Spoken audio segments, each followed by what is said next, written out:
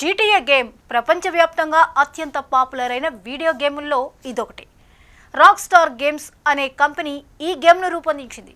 మొదటిసారిగా 1997లో విడుదలైన ఈ గేమ్ కాలక్రమేణా కొత్త వెర్షన్లతో, కొత్త అనుభవాలతో గేమ్ ప్రేమికులను ఆకట్టుకుంటూ వచ్చింది. ఈ గేమ్లో ఆటగాడు ఒక నగరంలో స్వేచ్ఛగా తిరగొచ్చు, వాహనాలు నడపొచ్చు, మిషన్లు పూర్తి చేయొచ్చు. అంటే ఇది కేవలం గేమ్ కాదు, ఒక వర్చువల్ ప్రపంచం లాంటిది. ఆటగాడు తానే హీరోగా మారి నగరంలో జరిగే వివిధ సంఘటనల్లో పాల్గొంటాడు.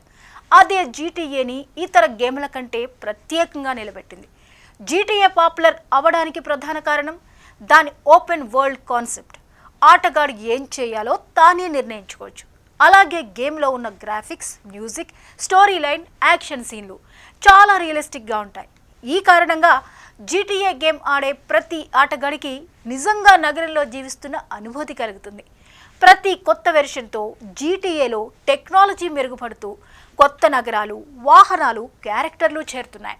GTA 5, GTA ఆన్లైన్ లాంటి వెర్షన్లు ప్రపంచవ్యాప్తంగా కోట్ల మంది ఆడుతున్నారు. సోషల్ మీడియాలో కూడా ఈ గేమ్కు పెద్ద ఫ్యాన్ బేస్ ఉంది. కొంతమంది ఈ గేమ్లో హింస ఎక్కువగా ఉందని విమర్శించినా ఆడవాళ్ళు మాత్రం దీన్ని కేవలం వినోదం, యాక్షన్ అనుభవంగా చూస్తున్నారు. మొత్తంగా చెప్పాలంటే GTA గేమ్ తన రియలిస్టిక్ గేమ్ ప్లే, ఆత్మవిశ్వాసం పెంచే సన్నివేశాలు, స్వేచ్ఛ అనుభవం వలన ప్రపంచవ్యాప్తంగా కోట్ల మంది అభిమానుల్ని సంపాదించింది. ఇది కేవలం గేమ్ కాదు, అనేక మందికి ఒక అనుభవం, ఒక కొత్త ప్రపంచం. అయితే GTA గేమ్పై తాజాగా పోలాండ్ పార్లమెంట్లో రచ్చ జరిగింది. గత వారం రాక్ స్టార్ గేమ్స్ మరోసారి GTA 6 విడుదలను వాయిదా వేసినట్లు ప్రకటించింది. ఈ వార్త ప్రపంచవ్యాప్తంగా ఉన్న కోట్లాది అభిమానులను నిరాశపరిచింది. సోషల్ మీడియాలో ఇది అత్యంత చర్చనీయాంశంగా మారింది.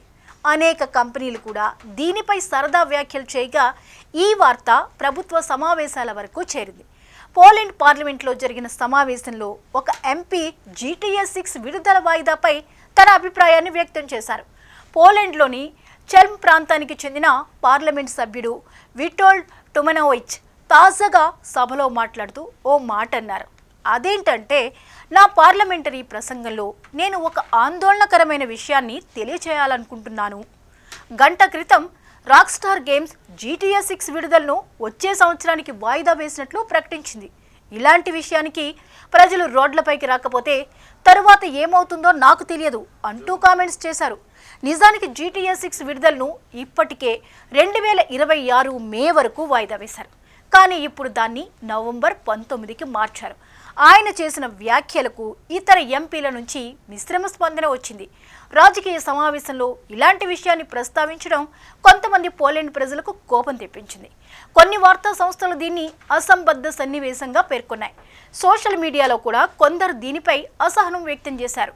మరోవైపు కొందరు పార్లమెంట్లో ప్రజల సమస్యలపై చర్చించకుండా గేమ్ గురించి మాట్లాడడం ఏంటి అంటూ సీరియస్ కామెంట్స్ చేశారు.